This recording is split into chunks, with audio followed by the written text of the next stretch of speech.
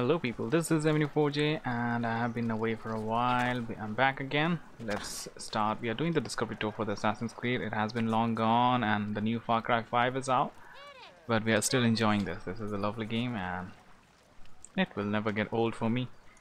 So let's continue to play this. Let's see. Let's check out the settings. Everything is working fine. If you guys say something, let me know in the chat. I will fix that for you guys. So streaming after a long time, there could be some bugs, so don't worry about it, just let me know. So let's see, what do we have here? We are learning about the daily life in this discovery tour. Let's find out.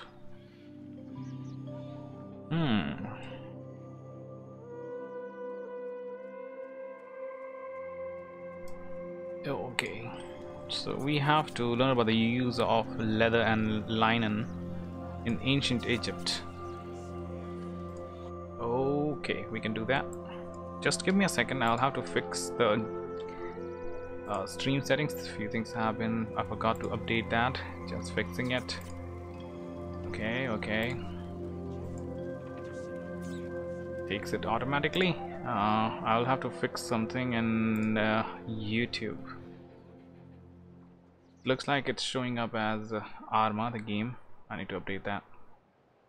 Just give me a few minutes, guys. A few minutes, that's all I want. Yeah, it's showing up as Arma. Let's update it to Assassin's Creed Origin and we're done for the day. I mean, with the setup and things. Okay. Do we have any save button here? I don't think so. So let's see, what do we have?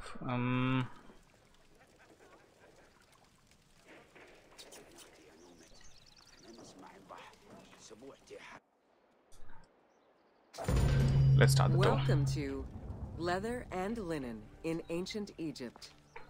Leather. So I'm kind of an animal lover and sometimes I try to be vegan and not a strict one, but yeah, I do feel bad for the animals. Not so much against killing of animals, but yeah, killing for commercial use, that is kind of wrong. So let's see how they start, what this tour has to do about the use of leather and linen in ancient Egypt. Like, we were surprised by the use of linen in Egypt, thought that it was just cotton back then, but it's the time period we are in. It's in the downfall of Ptolemy's empire, so maybe we have more things to learn here. Let's find out. Tanning, a process which dates from prehistoric times, Oh, they are tanning the leather here? although not highly valued in Egypt due to the heat. Leather was reserved mainly for things such as sandals, leather bags, dagger sheaths, quivers, and other similar items. Leopard hides, unlike regular leather, were highly valued and usually worn by priests.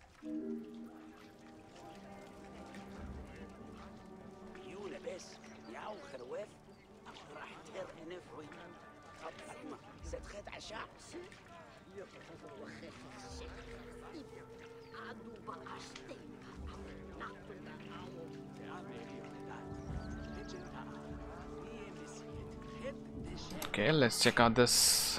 We have seen this artwork. This is the priest using the leather. Fine. Okay, let's get back and let's continue the tour. So they are tanning the leather. They are simply drying it up. The spot is taken by the lady, or else we could have done this. Not so sure what type of animal this is. Maybe a cow or a buffalo. Let's continue. Which way? This way? We'll have to go all the way around. We could have just climbed up. Okay, let's do it in the civilized way. Okay, we are here. Valued for its coolness and freshness in hot weather, linen was the fiber most commonly used for fabrics and textiles. It was produced from flax, which was plentiful in Egypt. Fibers were usually dyed before weaving. While color was used in the production of textiles, dyes weren't commonly used for clothing, and most Egyptians wore white. The color represented spiritual purity, a goal to reach for every day of one's mortal life. Oh, that's interesting. So I never really thought about it, how linen is made. I thought that it was an artificial, some kind of plastic or thing like that, some material made out artificially, but it grows naturally. I never knew that. So there is one cotton and we have linen, so it is made out of some it's an organic product. I really didn't know that. Okay, let's continue. New information, like everyone should know that, but new for me. Okay, don't judge me. Let's continue. What do we have here? What we can do? So you can sit here.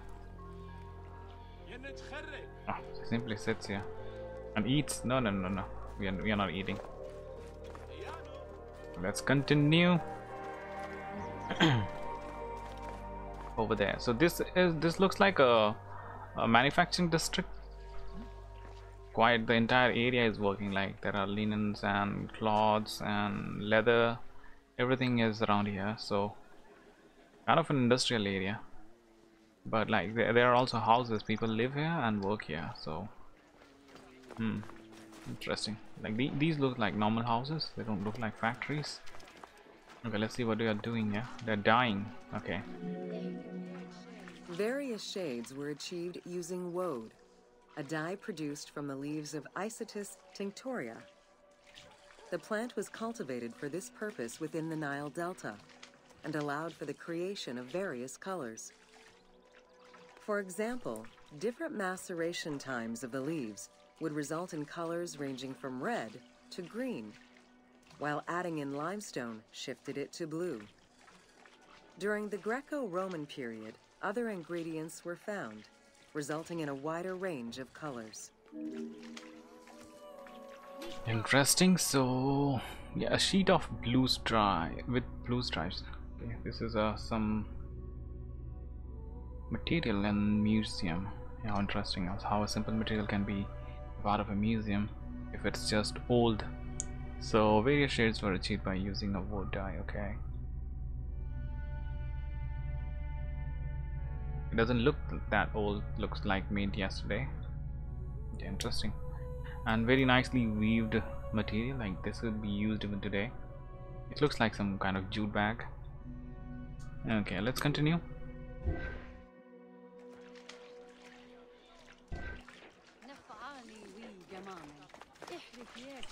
All the colors, red, yellow.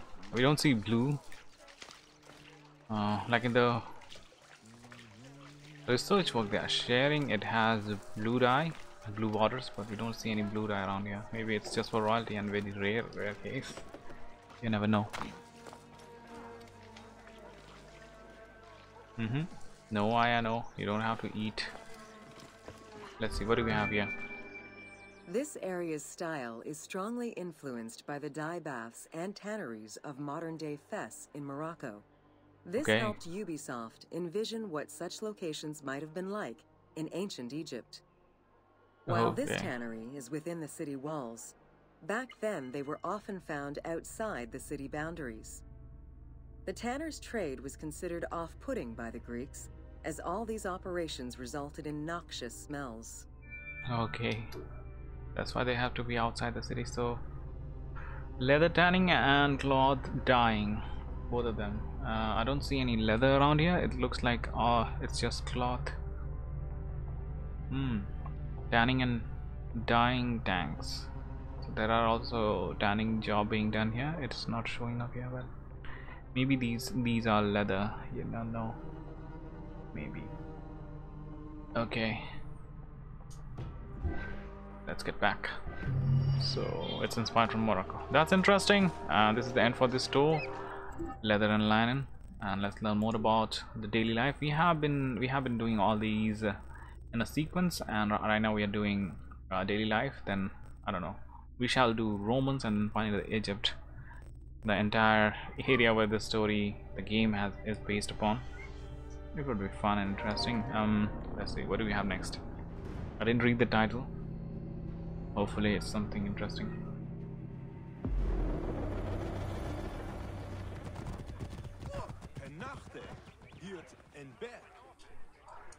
Okay, let's start the tour. Ancient Egyptian fashions. Okay. We have seen this. Some of the ladies, they are quite nicely dressed. Not so sure if they used to wear something on the top, but the game has shown it. Maybe for due to the reason game is being sold to kids and things like that. Although there is a lot of violence, but still, we will learn more about it. That what the game has a thought process behind it. The game developers. So let's start the tour. Welcome to Ancient Egyptian Fashions. Fashion, connecting with the Learning what past. life was like for ancient Egyptians presents many differences, and yet also surprising similarities to how people might live today. Understanding the daily lives of regular citizens so many thousands of years ago is ultimately what connects us as human beings. This is I'm assuming they are a couple and they are quite nicely dressed. Anyone would assume that they are from today's world. The kind of dressing they have. Almost, not exactly. They're very close to what how we dress up nowadays. Jewelry was a popular item among ancient Egyptians of all social standing. Both men and women wore earrings, rings, and bracelets. Status determined how much jewelry a person wore and what it was made of. Common folk wore pearl necklaces, simple bracelets, and leather bangles. Brightly colored earthenware and glass paste were a favorite enhancement. Interesting. Simple but interesting. So they have glass beds, glass paste. Interesting. But it looks beautiful. It will even sell today. Interesting. Okay, let's continue. Which way? Ah, yeah, over this side. More jewelries. The jewelry of the elite was made from gold, silver, and other precious stones. Because gold never lost its shine, it was considered akin to the flesh of the gods. Wide jeweled collars were a favorite. Made with rows of beads formed into patterns of animals or flowers, the soft chiming sounds they made were thought to appease the gods. Okay, that is interesting. Let's have a look on this jewelry. Okay, something Cleopatra will wear. So they are made out of gold, kind of little spoons, arranged in a pattern and merged together, sewed together to make a necklace, kind of. But it will look pretty beautiful on a lady, or also a man if they want to wear it. Okay. Though idealized, tomb paintings are a catalog of the changing fashions of ancient Egypt from the Old to the New Kingdom. Egyptians took appearance and cleanliness very seriously and were diligent about their fashion, hair, and jewelry, as well as their grooming habits. Okay, so what exactly is happening here? Just a fancy, I think they're having a lunch or something. There's a table around here and some things.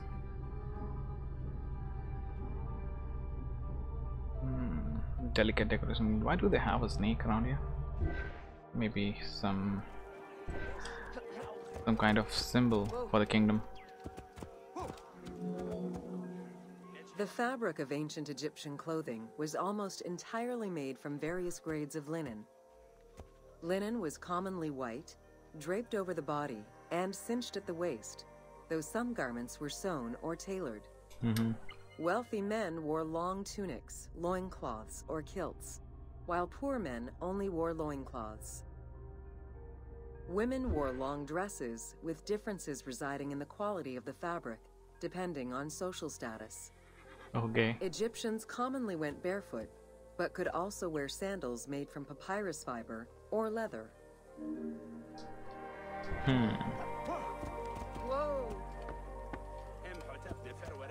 So are they selling any footwears around here? You can see some carpets, more carpets and cloth pieces. Okay, no footwears. Cosmetics, including concoctions to prevent body odor and bad breath, were an integral part of everyday life for Egyptians. Used by both men and women, cosmetics were used as moisturizing ointments and sun protection as much as for beautification. Red ochre, a natural clay, was the most readily available cosmetic to tint lips and cheeks. Henna was used on nails and lips, and as hair coloring. It was also favored by richer women to decorate their palms and the soles of their feet. So this is a makeup box. Okay. So recently I've been to the castle in Udaipur and they had something like this, similar looking thing as the makeup box. So it has been like this from the ancient times. Now even nowadays the modern makeup boxes, the large ones, the professional kits, they sort of follow the same structure. Interesting. Let's continue. Which way? Don't hit any people. Over here. What is this? Egyptians believed kohl had magical powers. Kohl? Wearing it as black eyeliner to protect their eyes from the sun and to prevent eye infections from particles in the flooded Nile River. A special green kohl, made from ground malachite, was worn for ceremonies and religious rituals. Green kohl? Malachite? Did I hear correct? Oh, they're spelling kohl, spelling K-O-H-L. Not so sure if it is the same kohl.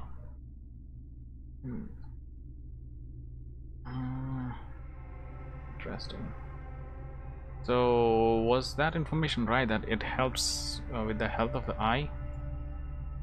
Not so sure, because in India people do make use carbon compounds, not exactly kohl, but it's called kajal. I don't know what it is called in English, but people do use that to decorate, and they also believe that it helps the eyesight and the health of the eye. It keeps the eye calm. Maybe.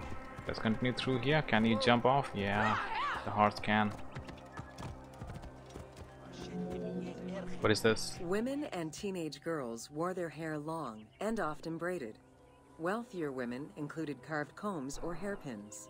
Okay. The length of men's hair rarely dropped past the shoulders. They were mostly clean-shaven during the dynastic period, a trend began by the elite and soon adopted by the general populace. Queen Hatshepsut donned an artificial beard when she became pharaoh. What? Did I hear correctly? Queen had an artificial beard when she became a queen.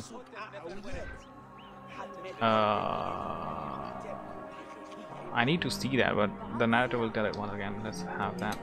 Okay. Women and teenage girls wore their hair long and often braided. Wealthier women It is real. included carved combs or hairpins. Interesting. The length Do we of have any men's picture? hair rarely dropped past the shoulders. They were mostly clean-shaven during the dynastic period. A trend began by the elite and soon adopted by the general populace. Interesting. Queen Hatshepsut. Oh, I broke Wigs an were artifact. very popular, used for special occasions or to conceal gray hair or baldness. They were Okay. fastened in place with beeswax. The most expensive wigs were made from human hair and reserved for royalty. Other wigs were composed of linen, wool, or animal hair. I'm breaking everything. So interesting, they used to wear wigs. I thought that how can their hair be so perfect? Come on, don't hit them.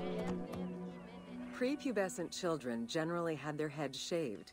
Young girls kept some strands intact, while young boys had a braid worn on the side. Okay, interesting.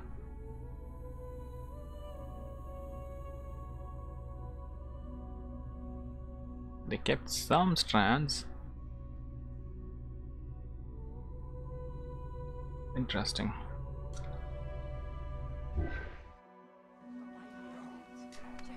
In India we do have things like that. Kids have a few strands of hair left, even boys. And girls don't normally shave. Maybe at the time of childhood they do, because of the so much maintenance of the hair. Like I was bald for a quite long time. I used to hate my parents for shave for having me shave all my hair. Now I have the longest ones. Taking revenge or something. Okay, let's continue the next one. What is this? Artisans of the Ancient Egypt, number of stations 14. Let's do this. Why I have not been doing this discovery tour? It is so much fun. The answer to that is I was really engaged into something else. Yeah, had to make really some big decisions, mostly positive ones, and yeah, I was pretty engaged in that. Let's not talk about that, and let's continue to this tour. Let's see. Tour Artisans of Ancient Egypt. We learn about the daily life of artisans in ancient Egypt. So they are artists. So I'm not so sure if they are talking about painters or sculptors. We'll have to start the tour to learn about Welcome it. To Artisans of Ancient Egypt. Artisans? Is that how it's pronounced? Okay. It was under the watchful eye of Ptah of Memphis, the god of craft and architecture, that ancient Egyptians developed the unique rendition of the world they lived in. However, it is vital to understand that their view of art and those who created it was likely very dissimilar to the modern concept of the word. Instead of artists, the creative culture had skilled and respected artisans. The most significant categories of specialties for crafters were drawing, painting, sculpture, and metalworking. Interesting. I don't think there were potteries that high at that time. People used to have to sit on ground, and it wasn't so raised, the rotating table for the pottery. Not so sure. Maybe there was. I'm not the researcher here. Okay, I don't want to disturb you, so let's go around. The horse is not listening. What do we have here? Ancient Egyptian craftspeople created both art and a wide variety of mundane, everyday tools. Every item created had a specific purpose and was produced by anonymous artisans who worked alone or with a team. Most crafts, such as pottery and metalworking, were utilized for everyday items. Luxury goods and artwork illustrations served temple rituals and were not meant for public display. Okay. Artisans rarely signed their names to the work, though they were clearly aware that they possessed a unique skill and talent for the task. Interesting. So this is the perfume bottle in the shape of has vase inlaid with the figure of a princess. So this is a princess, and she's naked for some reason. Maybe they used to apply the perfume when naked after bath. That's why. Art, in all its forms, has offered not only a practical insight into the way ancient Egyptians lived, but in how they viewed the world and their place in it. The balance of order and chaos was crucial in both the physical and the metaphysical universes. As a result, their art appears to follow a strict set of stylistic conventions that supported this worldview. From households and palaces to temples and tombs, pottery, papyrus, and textile items were essential to the everyday life of ancient Egyptians. Interesting. Now we are going into the water. Let's see. Drawing and painting. In ancient Egyptian culture, drawing was used as illustration, such as seen in the Book of the Dead. It was also the first step in the creation of a relief, painting, or statue. Two-dimensional representations were concerned with order and form, and were intended to honor gods and promote the transition of the soul to the afterlife. Interesting. So, not just entertainment, not just art, it is pretty religious here. Okay, let's continue. I'm assuming the artists were paid highly for the job. There are crocs there, I don't want to go there. Let's go around.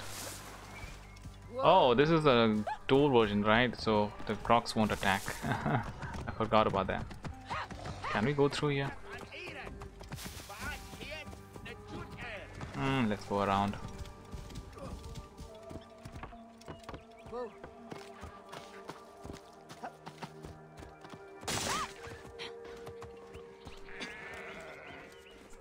Sorry, horsey, you be there? We'll go through here.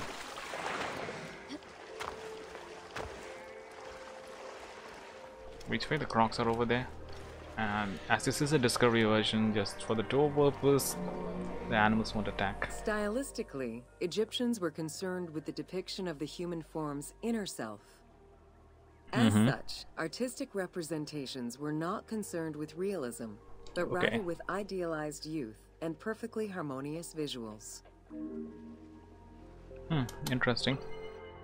So this is a realistic version, pretty realistic, like very nicely done, whoever the artist is. The bust of the Queen Nefertiti from Amrana, Thutmosis workshop, 18th dynasty. Interesting.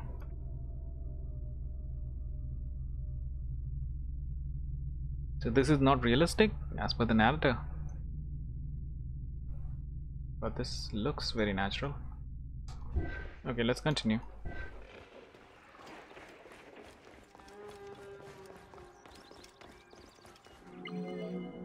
Whoa, what is this? An exception to this were scenes depicting hunting and battle, where the environment and enemies moved in lively, even chaotic ways.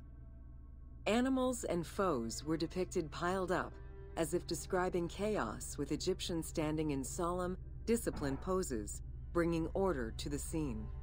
Oh, that's a nice way to do that. I can use that in my artwork.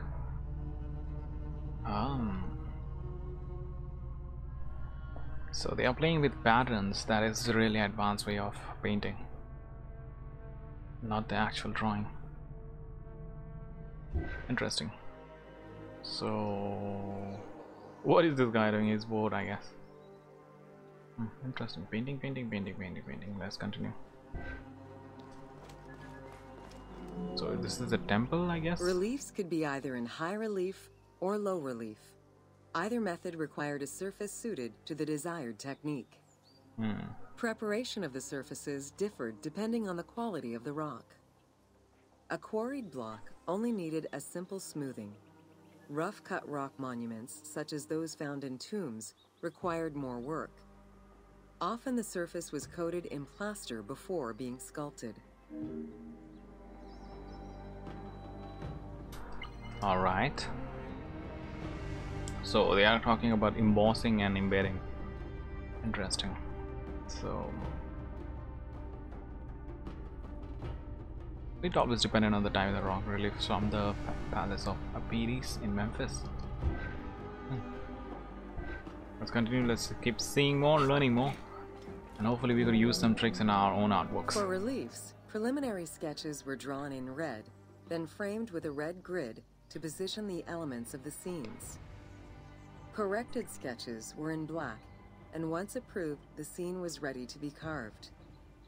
This method likely explains the name given to relief makers, the one who draws the outlines. One who draws the outlines? So they're talking about the inkers. Let's see. So these ones, so they were first marked in red, and then the actual artwork was done. Interesting. Very professional. I'm also assuming that they had a proper pipeline for multiple people to work on the art, so that they can be fast and easily done. Like more people working on the same artwork is faster, and that also tells how all the artworks looks the same, because without a proper pipeline and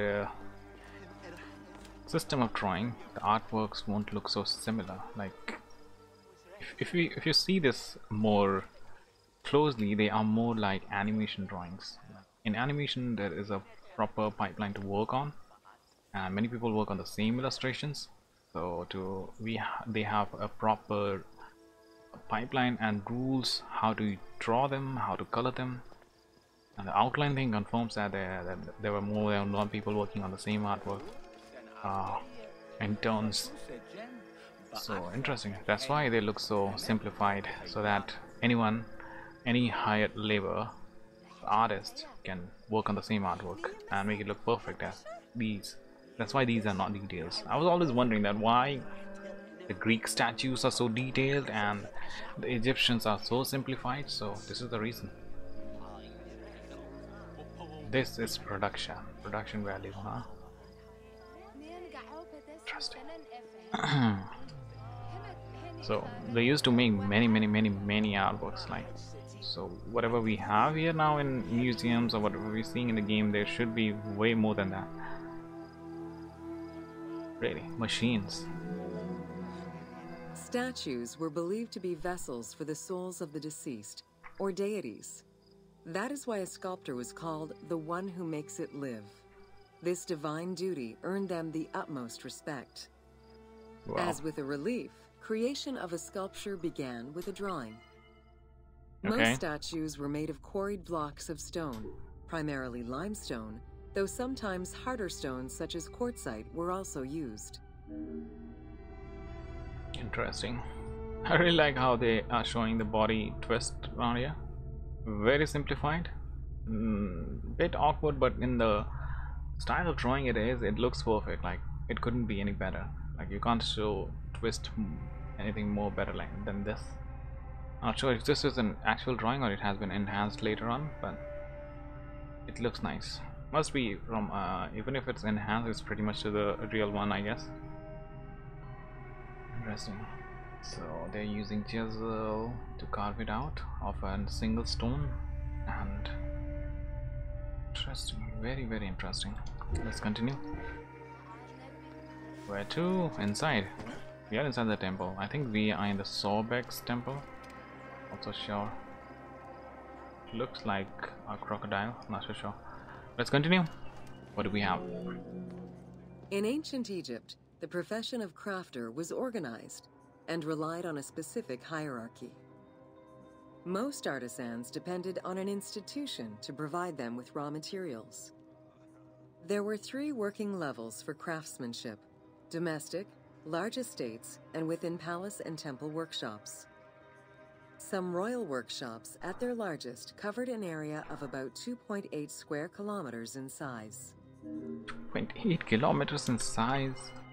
That is used. So what is this? This is a clay remake model, I guess. Yeah, this is a model, fragmentary model of the weaver's shop. Interesting. Let's continue. So at the domestic level, most Egyptians were craftspeople to a greater or lesser extent. The ability to repair tools was a daily necessity. Crafted everyday items could also be bartered for at the local market. Artisans with skills but lacking in resources worked at large estates, where the elite provided them with space to work and raw materials. The most skilled artisans were employed in royal or temple projects and benefited from a special status. They were provided with good workspaces and considered to be highly skilled. No wonder. Let's check this out. So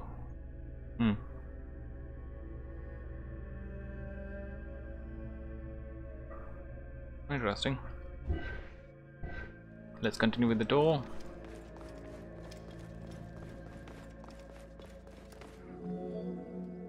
An ancient text known as the Satires of Trades has a number of descriptive summaries that offered teasing glimpses into how artisans were perceived. A coppersmith was said to stink and have fingers that resembled crocodile droppings, while potters were said to be like those who lived in bogs. This view was likely exaggerated in order to highlight the most enviable position of all, that of the scribe.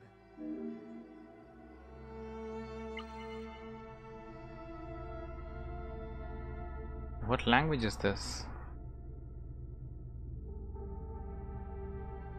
Not so sure. It's not Arabic. Very different.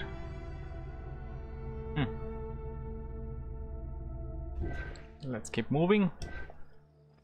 What do we have next? Located near the Valley of the Kings, Deir el-Medina was a settlement created by order of the king to honor the most skilled artisans. Its name translates as the monastery of the city.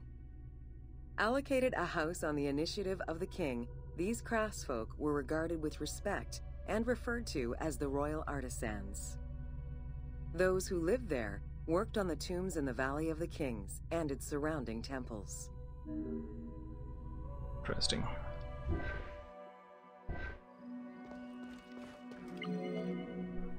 Archaeologists believe the site was home to skilled and respected artisans for over 400 years. It is considered one of the most important discoveries relating to Egyptian daily life. While much of the focus of Egyptian archaeology was on its kings and queens, it wasn't until the excavation of Deir el-Medina that Egyptologists were given a valuable window into the community life of ancient Egyptian artisans.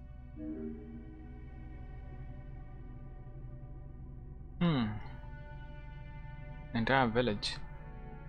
Everything made out of stone.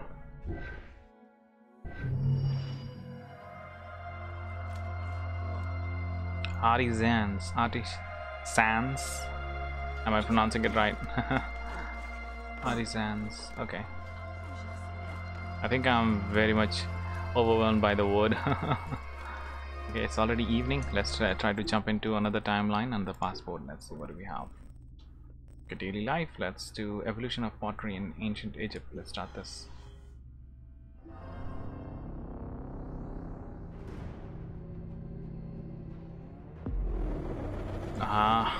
Potteries can be sometimes very complicated. Let's estimate. Welcome to Evolution of Pottery. Excavations all over Egypt have uncovered enormous quantities of pottery vessels of all shapes and sizes. The production of pottery was mainly confined to the outskirts of settlements due to the materials required and to keep the kiln smoke away from inhabited spaces. The function of the product determined the selection of the raw material, its treatment, its form, as well as the finishing of the surface. Okay. Pottery was essential to ancient Egyptians' daily lives. It was used in all aspects of life, from the storage of grains and liquids to containers within the tombs of necropolises. The most common pottery was made from Nile silt that resulted in a reddish-brown clay. Limestone clay, which made for more attractive pottery, was only found in Upper Egypt. Upper Egypt. What is this artwork? Okay, they are carrying out mud. I'm assuming that Nile clay, they are carrying it out. This guy's hair is interesting. Like, is he wearing a wig or something, or did the artist run out of color so he colored it this way? Maybe, or maybe he was very fashionable and wanted to color his hair blue. That could be it. But interesting. Let's continue. Early pots were made from pinched or coiled clay. Chopped straw, ashes, and other minerals were added, and the mixture was then smoothed and decorated before being put in the oven. Pots were fired in bonfires or enclosed within a brick kiln. Interesting. Cats. The potter's wheel was utilized during the Old Kingdom. The potter wheel looks became too smoother fancy. and more polished, similar to river stones. It was decorated primarily in red pigment, with the black color achieved by exposing it to smoke. Pottery workshops were attached to palaces or temples, and around the late period, specialized workshops began to appear. It doesn't look right. Like, if you are trying to make pots or the bigger ones like these ones, how would they use this pottery wheel like this? And I really doubt they had chairs. People who do not wear slippers will definitely sit on the ground, and the pottery will be way bigger and on the ground. And also there is a very big issue of the, what is that, center of the mass, because if the pots are too big and they are a lump of just mud, it will fall off. It has a very big chance of falling off. I don't know how big is the base is. Maybe it's like an iceberg, like it's just a tip and there is a very big base like pole or something going inside the ground. Could be it. Okay, let's just ignore it. Just a video game. Okay, blue painted jar from Malkata. If I'm pronouncing it right, 18th century. This looks beautiful. It can be even placed today. What happened here? It looks like it broke off and somebody has fixed it. Looks like it. It looks like the portion was missing over here and somebody has mended it. Very interesting. The artwork looks beautiful. This portion is new. Yeah, it definitely looks like somebody made it and did a very good job of the restoration. Very nice. Okay, let's continue. Quartzite particles, which created the rich blue or green glazing, became common during the New Kingdom. Mediterranean motifs and tin-based glazing came with the Greco-Roman era. Interesting. This looks beautiful, and also like something is holding some magic inside it. Looks scary. The blue pottery lotus, 19th century. Interesting. Let's continue. That pottery is scary. That vase, you don't want it in your home. Potsherds could be found anywhere, and were the most common canvas for writing or drawing, in comparison to the more expensive papyrus sheets. Named after their Greek description, ostraca contained daily life records, letters, or could be drawn upon. Artists drew sketches for temples and tombs, or simply for leisure. For leisure. Yeah, those days I used to draw for leisure. Nowadays it's just for work. Need to get back to that. Really hard to find our time. It is getting real busy nowadays. Okay, so this is the end for this tour. What should we do? Should we continue to the next one, or should we end it for today? Let's see how many out there left in this passport. This let's finish it. Egyptian household. This would be interesting. Like, did they have proper toilets? Did they have running waters? Did they have bedrooms and drawing rooms, living rooms? Did they have TV? How wonderful it would be if there is a TV, there is an Xbox or PlayStation or a PC. I don't know. In some things, Egyptians do surprise you.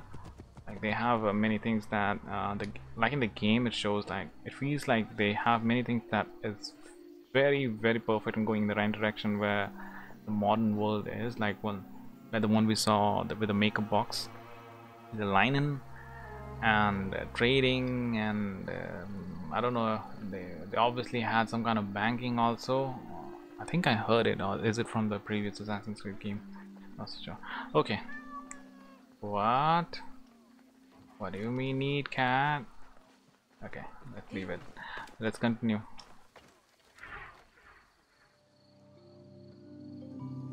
So let's learn about the homes. Welcome to the Egyptian household. What are these? Are these cucumbers?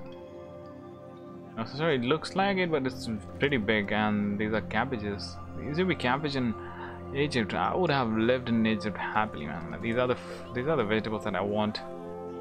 Carrots, cucumbers, and cabbage. Oh, I hope these are cucumbers or some other kind of gods, maybe.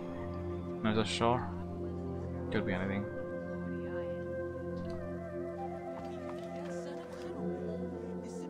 In pre-Greco-Roman culture, women were considered equal to men in many matters. Okay. They owned property, testified in court, could divorce and inherit. Until the Greeks and Romans restricted their rights, Egyptian women could take over their deceased husband's trade. What? Marriage contracts included mentions of allowances and items of value brought to the marriage by the woman, which would forever belong to her. So Greeks and Romans stopped that. I don't know, Greeks and Romans are pretty advanced in everything else. There should be some very strong reasons. I don't know, so no comment about that. But interesting to know, Egypt had almost like equal rights for women. That is interesting. Okay, pale statue, Neb. Now, what is this? Neb Wow and his wife. Then ahead. Interesting. So equal rights. That's great. Egypt. Continue. What do we have?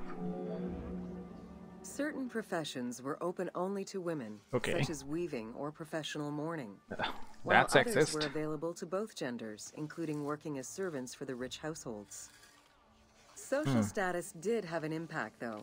The higher in status, the easier it was to obtain education and access different professions. Okay, so weaving was strictly for women? That is really sexist. I don't know. Like they are weaving outside, not even at the home. So if they are weaving in their home, it could be like home industry, cottage industry. Then it could be, maybe it is like that, but in the game it's showing that they are working over here. It could be that the women used to weave in their homes in their free time, and the men, or maybe the elderly women, would bring the products to the market to sell it. Maybe that is the case, that's why. Okay, let's continue. What do we have next? What is this? Homes were generally composed of 3 rooms. 3 rooms. First, there was the entrance, furnished with a small bench of brick, probably intended for a statue and protective divinity. Okay. Then there was the ceremonial room, meant to receive guests. The last room was either a bedroom or kitchen. Bedroom Furniture or kitchen. consisted of basic chairs, chests, and storage. Tables were not used for family dinners. Yeah, Instead, obviously. each individual had a small table of their own. Interesting. And that's why I'm saying, why would a potter use a raised rotating table for making pottery? Like, it is very risky. So this is a model house. This is really very basic. Made out of mud, and it's like baked in fire, I guess. Okay, let's continue. What do we have?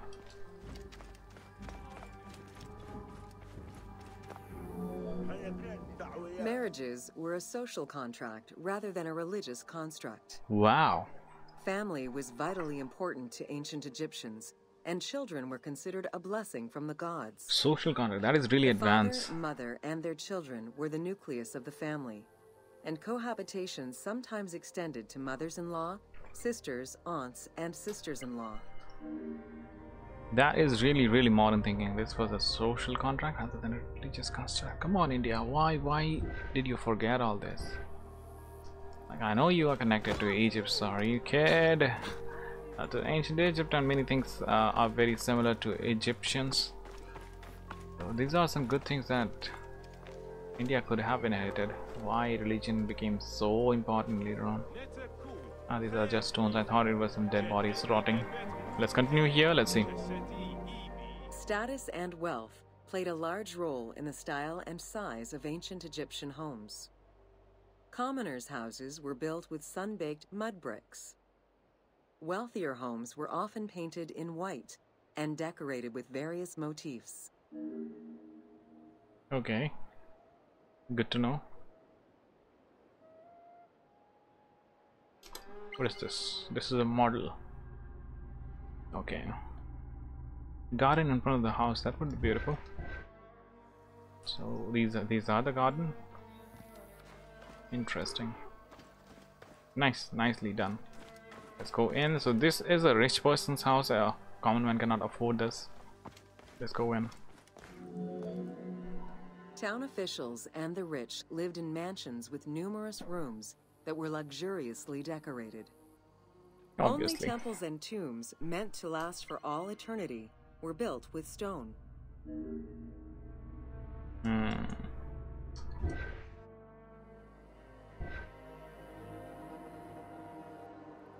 Interesting. Let's continue. This is a really big mansion. Like, even a building like this today, it would really sell as a resort or something. What is that? This area could be a very good swimming pool, or maybe just a sitting area in the evening. It could sell as it is. Nothing to change. What is this? This is a temple. Let's find out. Funeral stone inscriptions focused on the main member of a household. Encircling this person would then be a spouse, parents, and children, possibly even siblings. These stones were so structured because there were no surnames in ancient Egyptian culture. Parents and children were a sort of family tree, which allowed for the identification of the deceased. Okay. That is interesting. No surnames.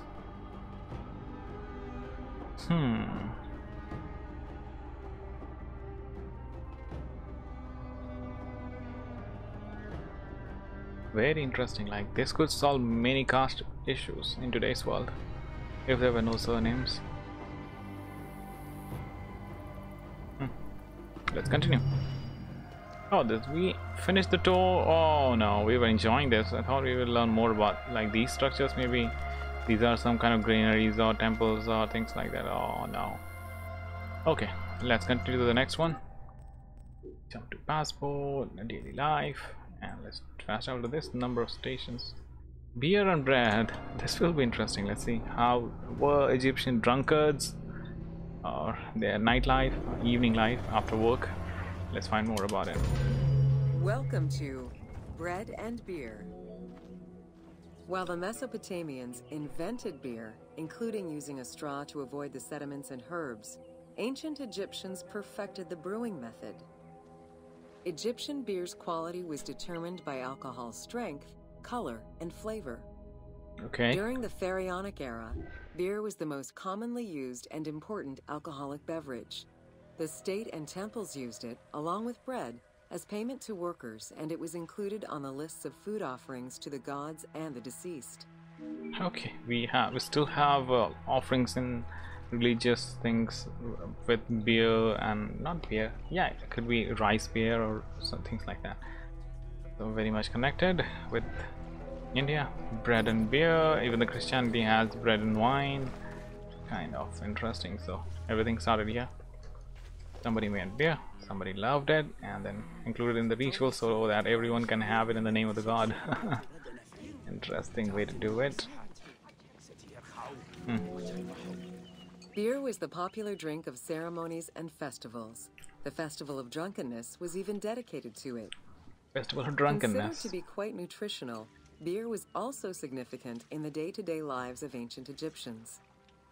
Egyptian adults and children consumed beer with all of their meals, and medical texts include hundreds of remedies that contain beer.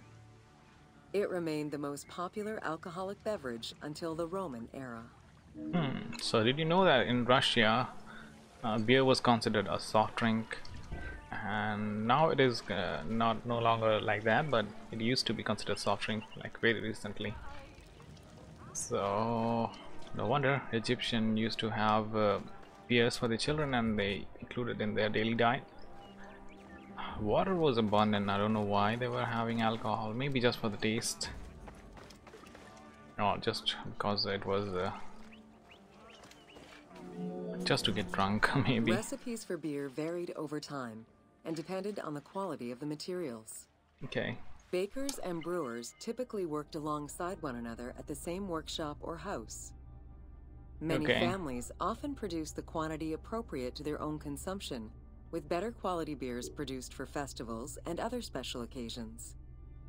The most basic recipe used malted cereal as the main ingredient. Fruits such as dates were added along with honey and spices. So bakery and wine, not exactly. Wine. Why do I keep saying wine? And distilling the beer, working all side by side. Bread would be crumbled into the brew to start the fermentation process. Adding grain enzymes would break down the starches, turning them into sugar and creating a thick mash. Interesting.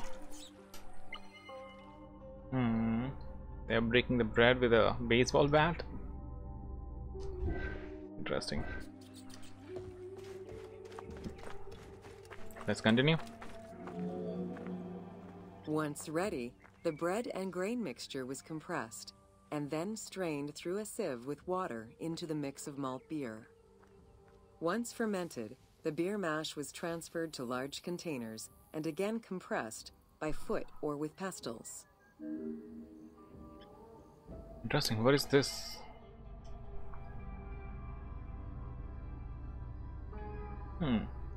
I think this is some kind of filter. Okay, let's continue. What is this bit? I need to see this. I don't want to activate the next one, next checkpoint. Interesting. I think it is to burn some fire and then put the pot on top of it, maybe. Once smooth, the beer was stored in pottery jars and sealed with a clay stopper. It probably couldn't be kept for long and likely had a thick, pasty appearance and texture. Okay. Very little was wasted. Leftover grains were reused to make sourdough bread or combined with the next batch of beer. Interesting. Very economical. While there are many ancient accounts for making bread, most of the knowledge known about ancient Egyptian brewing comes from an account by the alchemist Zosimus over 300 years after Cleopatra's reign. More recently, Dr. Delwyn Samuel, an archaeobotanist, has proposed alternate antique techniques to brew beer. However, experts are unable to replicate an authentic beer since not all of the techniques and ingredients used by ancient Egyptians are known yet. Whoa. So that's a secret? Like somebody can start a business if it finds out. Maybe if it's that great that it was paid as salary. So maybe if someone finds out it could be paid as salary to people nowadays. Food was prepared on the floor until the Middle Kingdom, when cooking benches were introduced. The introduction of durum wheat improved bread quality, meaning that the upper and middle classes ate better. The poor, however, still made do with a diet consisting of a gruel made of vegetables, softened bread, or barley. Interesting. Cooking on the floor, and they have the table later on. Like really moving in the right direction already. Like in India, we do not even have tabletops in the kitchen in many houses. Dough was kneaded by hand or foot, and when sufficiently blended, additional items were added, such as fruits, nuts, honey, and spices. To leaven the bread, they added sourdough or leaven from beer brewing. Ovens were circular or beehive-shaped and made with clay or brick. If there was no oven at all, a bread maker used the hot sand to bake flatbread, a technique still in use by some Berbers today. What? They could cook in this hot sand? Like hot sand with fire or just the sunlight? This is crazy. Now to check this out. What are they saying? Ovens were circular? Okay, whatever. If there was no oven at all, a bread maker used the hot sand to bake the flatbread, a technique still in use by the Berbers today. Wow, that is a technique I need to learn. I'll check that out on YouTube maybe later on. Maybe somebody has uploaded the technique. Like I have seen cooking meat in sand and underground, dug a hole and with coal and things like that, and then bury the meat with it and let it cook for slow cook for 6 hours, 12 hours, and yeah, people do that even today in India. But never heard about making bread on hot sand. Somebody must have it in a video, or at least an article about it. I'll have to find out. Let's see. Ancient Egyptians always had to fight off the omnipresent sand particles that were blown towards them. Despite their best efforts, sand regularly made its way into their food. Yeah. Additionally, particles from the grain-grinding stone tools and ovens they used also contributed to attrition and prematurely worn teeth. The team tried to portray this through toothache animations and commoners sweeping sand off. Very true. It would be troublesome if they had grains, stones and particles in there. Interesting. That reminds me of using more mouthwash. Like if you have some cracks or cavity or anything, just use mouthwash and you're fine. Like it like saves you from a lot of trouble. Okay, let's continue this. And wine in ancient Egypt. This is completely dedicated to wine. We have been learning about bread and beer, which was even given to the children. Let's learn about if wine was served to the children in ancient Egypt. And as per the history, like whatever the game's history, it has been showing us things like that. The Egyptians were moving in perfectly the right direction. So by that standard, this is a wine vineyard. Okay. Grapes, I am assuming, but with that standards, I think the children should be barred from drinking wine. Let's learn about it. Let's start this. Wine in ancient. When the god Horus lost his eye in a war with Seth, okay, the ancient Egyptians believed the eye turned into a vine, and the vine's tears became wine. Wow. Early texts, dating back to 3150 BCE, contain the hieroglyph for vine.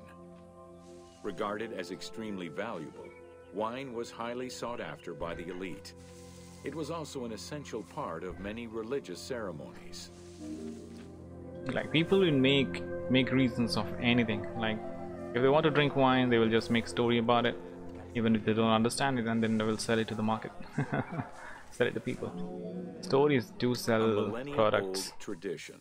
Grape cultivation and wine production was regimented in the way typical of ancient Egyptian bureaucracy. Egyptians kept careful records of winemakers, which they clearly identified on labels. Every landowner with a modicum of self-respect usually kept a vineyard. This held particularly true in the regions of the Fayoum and the Nile Delta. Interesting. What is that? Is that a hippodrome? Where are we exactly? Yeah, it's the hippodrome that we are looking at. So we are close to Alexandria, the city of the rich people. Okay, let's get to the next checkpoint. Documentation shows that only certain craftsfolk were allowed to provide the containers required to store and transport wine. Okay. That and rigorous quality control checks established for every step of wine production shows that ancient Egyptians knew that the quality and longevity of wine could easily be affected by any number of variables, which they paid careful attention to. Smart people, they know their wine. Egyptians had different kinds of wines, most of which ranged in quality from good to very good. The Good to sweet very shade, good. to which honey had been added. The soft nejem, obtained by drying the grapes in the sun. The ma, reserved for religious ceremonies. And finally there was the peor, the mediocre rated wine. Peor is the mediocre one? And reserved for a less discerning palate. I'm assuming they were not talking English. Like, Pure should be the best one. Or maybe it's just a marketing strategy. Like, it's named Pure, but it is an average quality one. Very good marketing. Okay, let's continue the next door. I think we have the last one for the day. Yeah, this one. Let's continue and start this. So, oil in ancient Egypt. Oil? Did they have coconut? We have seen palm trees. What kind of oil did they use? Olive is not available in Egypt, I'm assuming, but there are Greeks there, so there could be olive farms. Never thought about that. They didn't have sunflowers. What kind of oil did they use? They're not killing blue whales yet, like for their oil, so let's find out. Come on, game, tell us, enlighten us. Welcome to oil in ancient Egypt. Oh yeah, those jars that catches fire at the time of the battle. Yeah, it looks like crude oil black. That's for sure. We'll learn about it. Yeah, why did I never think about it? Like, why? What is oil doing here? They're not using motors or machines. So they had so much oil abundant in the market, and they're shipping oils from here and there. But just for burning, they're cooking food on wood. Like firewood. Interesting. Tell me, game, come on, tell me. You have now made my brain hungry for information. Castor, sesame, and moringa were the source of the most common oils in ancient Egypt. I think all of them are Oil was plants. used for various purposes: cosmetics, medical treatments, nutrition, perfume, athletics, and rituals, to name a few. Not for burning or running a machine. The team decided to use oil as an explosive to add more gameplay opportunities for the player. Okay, so this is not the exact purpose. Interesting.